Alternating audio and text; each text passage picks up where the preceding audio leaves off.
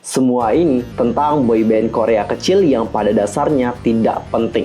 Bener sih ya, si cewek itu emang mirip Jennie atau Ngenayeon. Untuk cowok emang Jake jatuh atau pingsan setelah diserbu dan diblokir untuk memasuki mobil.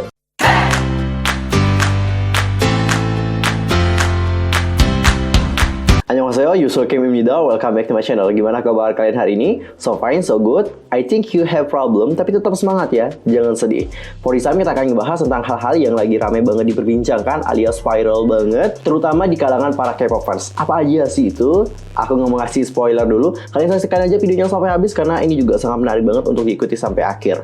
But wait, sebelum kita bahas bersama-sama, pastikan dulu untuk bantu perkembangan channel aku dengan cara subscribe, like, and comment. Follow Instagram aku di @yusulkim, follow fanspage aku di Facebook yaitu Detektif Teori, follow juga Twitter aku di @yusulkim2, dan pastikan juga jangan lupa untuk share video ini sebanyak-banyaknya kepada K-popers yang lain. Gamsahamnida. Tanpa basa-basi lagi, langsung aja kita masuk ke topik pembahasan. Untuk mengawali berita ini, kita akan mulai dulu dari Anne Hegarty yang dikecam karena menyebut BTS secara fundamental itu tidak penting. British TV personality Anne Hegarty dari The Chase dikecam karena meremehkan BTS. Kontroversi ini dimulai ketika editor senior The Economist Anne McElvoy menulis dalam tweet, "Tolong tidak." Hal ini menanggapi berita tentang pesan harapan BTS pada sidang umum PBB ke-75. Menyusul reaksi yang ia terima untuk tweetnya, McElvoy meminta maaf dan mengklaim bahwa semuanya hanyalah kesalahpahaman saja.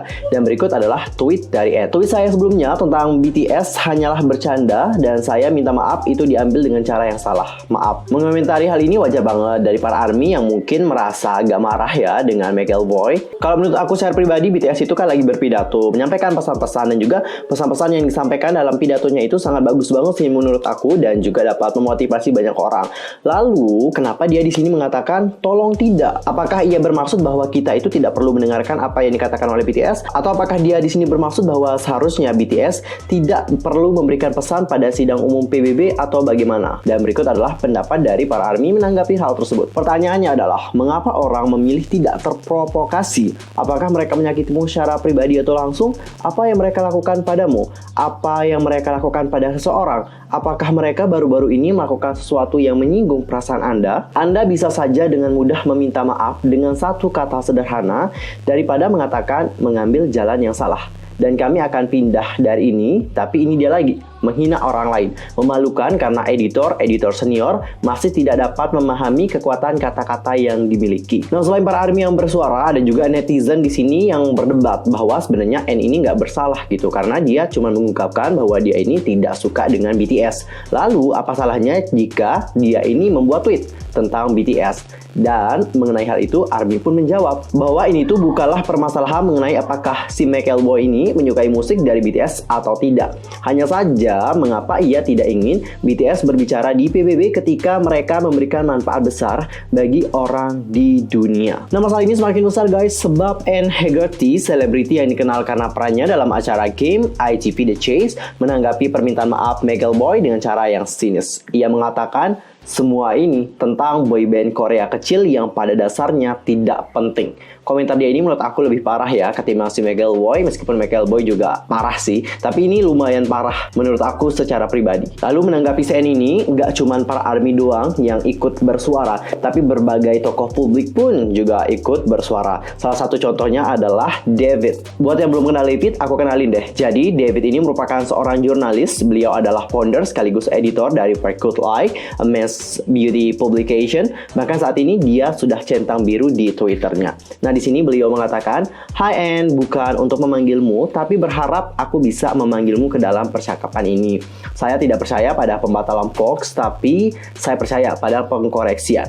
Boyband Korea kecil ini, tanda kutip ya, boyband Korea, tanda kutip kecil ini, pada dasarnya penting dalam banyak hal. Pertama dan terpenting, mereka mewakili pria Asia dan akhirnya menunjukkan kepada dunia bagaimana pria Asia bisa menjadi seksi, aspiratif, inspiratif, cantik, garang, berbakat maka dan banyak lagi. Bagi Anda yang mengabaikan mereka dan mengatakan kecil bukan hanya agresi mikro tetapi sebenarnya sudah termasuk ke dalam hal yang rasis, harap gunakan kata-kata Anda dengan hati-hati. Jadi dapat kalian lihat ya bagaimana orang yang berpendidikan dan juga memiliki pemikiran yang dewasa itu menyikapi hal ini. Apa yang dikatakan oleh David ini menurut aku benar sekali ya. Dan di sini bukan hanya menunjukkan agresi mikro saja, tetapi dia emang udah melakukan hal yang termasuk rasis. Seperti yang kalian tahu bahwa orang Korea dan juga Asia termasuk kita ini emang kalau udah di sana di kancah internasional itu emang sering mendapatkan rasisme dari orang-orang sana. Salah satu contohnya adalah film Parasit. Jadi film Parasit kemarin menang penghargaan yang sangat besar banget dan ada pemimpinnya, aku nggak mau sebutin namanya. Jadi pemimpin ini kayak bersikap rasis terhadap Korea Selatan dan juga orang Asia. Intinya sakit deh kalau kalian dengar kata-kata dia saat itu. Nah guys, selain David, Franz Davis selaku Executive Director of Professional and Digital Learning of Lufkin Independent School District membalas komentar N. Di sini ia menyebutkan bahwa karena N tidak memahami sesuatu, maksudnya adalah BTS, bukan berarti hal itu tidak penting bagi orang lain.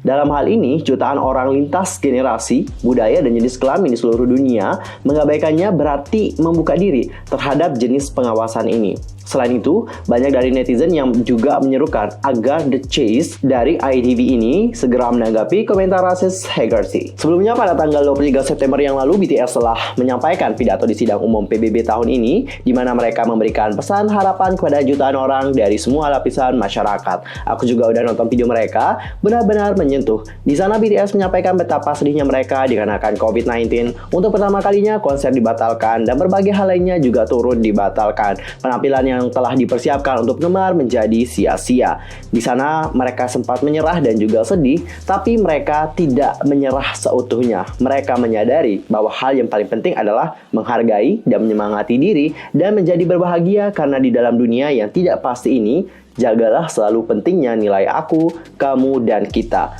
Seperti itulah pesan Love Myself yang telah mereka bicarakan selama 3 tahun terakhir dalam karya-karya mereka. Meskipun apa yang disampaikan oleh BTS ini sangat baik banget dan juga dapat memotivasi banyak orang di seluruh dunia, tapi nggak semua orang melihatnya dari segi yang positif. Ada juga yang melihatnya dari sisi negatif, termasuk tokoh-tokoh tadi ya, seperti McElboy sama Hegarty. Well, semoga BTS tetap semangat dan terus berjuang dan dapat menunjukkan bahwa mereka ini bukanlah boyband yang kecil dan dapat menjadi boyband yang sangat besar dari sebelumnya ini. Pokoknya tetap fighting buat ARMY dan juga BTS. Dan sekarang kita akan masuk ke berita yang kedua, yaitu ada sebuah video yang viral di TikTok dan juga Twitter. Jadi videonya ini kayak menampilkan 2 orang yang sedang beromansa. 2 orang ini mirip banget sama Jennie Blackpink atau Nayeon Twice, dan cowoknya ini mirip banget dengan Jungkook BTS. Seperti apa videonya? Coba kalian perhatikan video yang berikut ini.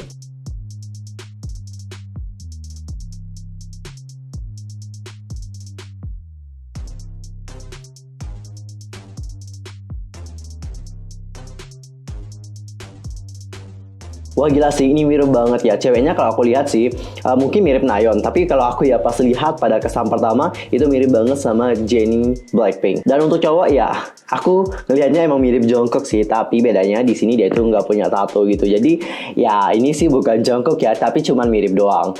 Dan coba sekarang kita lihat ya bagaimana komentar dari para K-popers melihat hal yang lagi viral ini. Gue yakin sih ini orang pacaran yang cowoknya mirip JK, terus ceweknya mirip Jennie. Pokoknya nggak mungkin itu JK. Bukan Cookie, itu nggak ada tatonya. Si cewek menurutku mirip Nayeon, kelihatan dari dahi, tulang pipi, sama proporsi badannya. Tapi yang di video itu bukan idol kok, itu hanya Uzang doang. Kayak Jennie yang ceweknya mirip Jennie. Duh kasihan sama Kai, Jen Kai tetap di hatiku. Oke.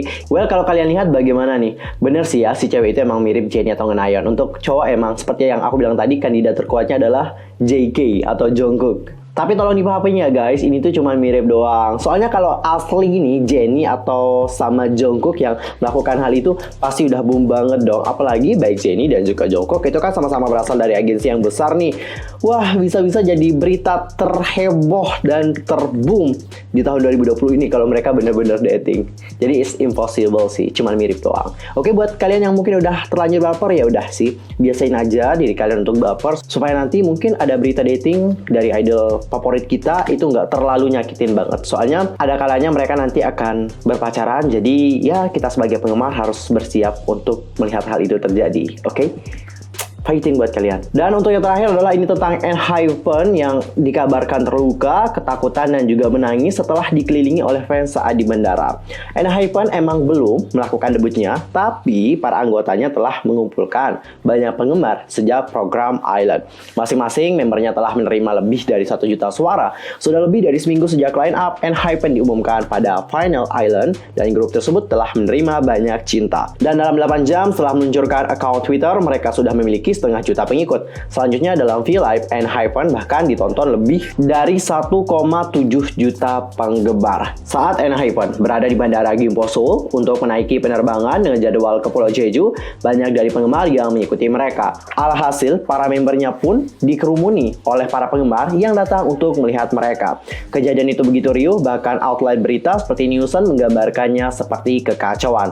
Laporan dari penggemar Korea di tempat kejadian menuliskan gambaran yang lebih buruk. Menurut beberapa orang, beberapa anggota didorong dengan kasar. Nicky dipisahkan dari anggota lainnya, dan Jae dilaporkan menangis. Rekaman mengejutkan diambil di tempat kejadian juga menunjukkan Jae jatuh atau pingsan setelah diserbu dan diblokir untuk memasuki mobil. Untuk video aku mohon maaf banget gak bisa tampilin karena videonya juga sensitif. Selain itu banyak juga dari penggemar yang ingin supaya video tersebut juga dihapus dan juga di take down. Alasannya adalah untuk menghargai privasi dari member-member ENHYPEN dan aku sangat menghormati privasi tersebut. Dan untuk menampilkan fotonya pun aku juga cukup takut ya. Jadi mungkin buat yang penasaran videonya seperti apa, kalian lihat aja deh. Aku juga kemarin lihat videonya dan itu bener-bener ngenes sih. Kalau jadi member ENHYPEN langsung shock dan juga takut banget deh, serius. Soalnya itu gila sih, orangnya banyak banget. Intinya mereka tuh dikelilingin dari samping kiri, samping kanan, belakang, depan. Aduh, full banget. Sampai-sampai bodyguardnya nih, itu sampai melayang dibuat oleh si penggemar ini. Mereka dorongnya itu kuat banget. Aduh, kasihan banget deh. Cukup sedih dan juga emosi di saat yang bersamaan. Selain itu, para penggemar juga menyoroti apa yang dilakukan oleh Nicky, Jae, dan Hisung yang terlihat menjaga Seolno. Manajernya juga turut mendapatkan apresiasi karena ia terlihat bekerja keras untuk menjaga member-member ENHYPEN dalam waktu 1 jam.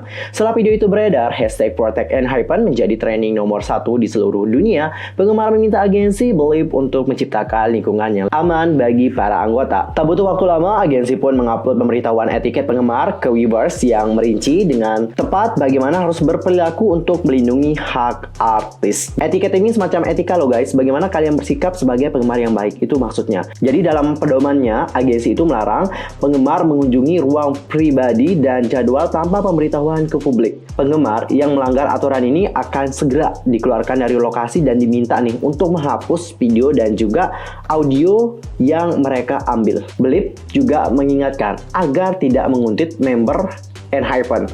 Terus, mereka juga melarang supaya tidak membeli atau menjual informasi pribadi dari ENHYPEN, termasuk nomor telepon dan juga informasi penerbangan. Dan terakhir adalah, Believe juga melarang nih para penggemar untuk memblokir saat ENHYPEN mencoba untuk memasuki kendaraan. Wah, ini cukup miris sebenarnya ya, tapi rata-rata penggemar, nggak semua ya, itu kalau ketemu atau melihat idolnya emang antusias dalam jiwanya ini semakin tinggi gitu. Dan saat melihat ENHYPEN, semuanya jadi antusias banget, pengen bertemu secara langsung, pengen dapat foto, pengen salaman mungkin, atau pengen dapat tanda tangan sebagainya. Jadi mereka ya bersikap seperti zombie lah ya, itu langsung berlari-larian.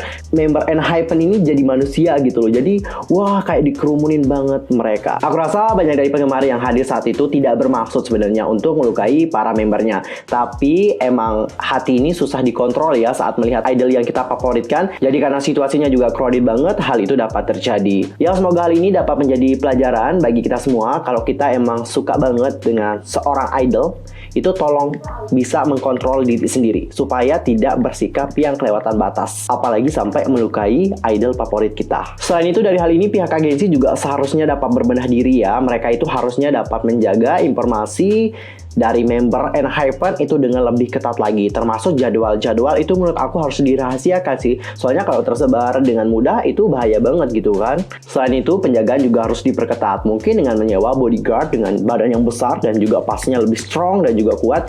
Kita juga berharap semoga member dari ENHYPEN di sini tidak merasa tertekan karena mereka juga masih muda. Ini juga pengalaman pertama mereka menghadapi penggemar yang banyak.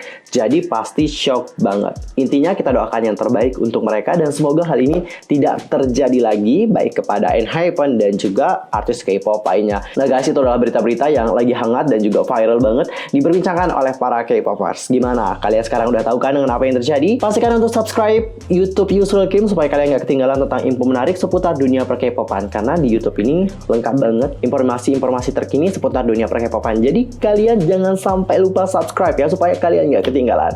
I'm Yusril Kim pamit. Aku mohon maaf kalau ada salah baik dalam ucapan, sikap, tindakan, dan mungkin ada kesalahan informasi. Kalian bisa koreksi aku dengan cara komen di bawah. See you next time di video berikutnya. Thanks for watching. 감사합니다. 안녕. 고마워요.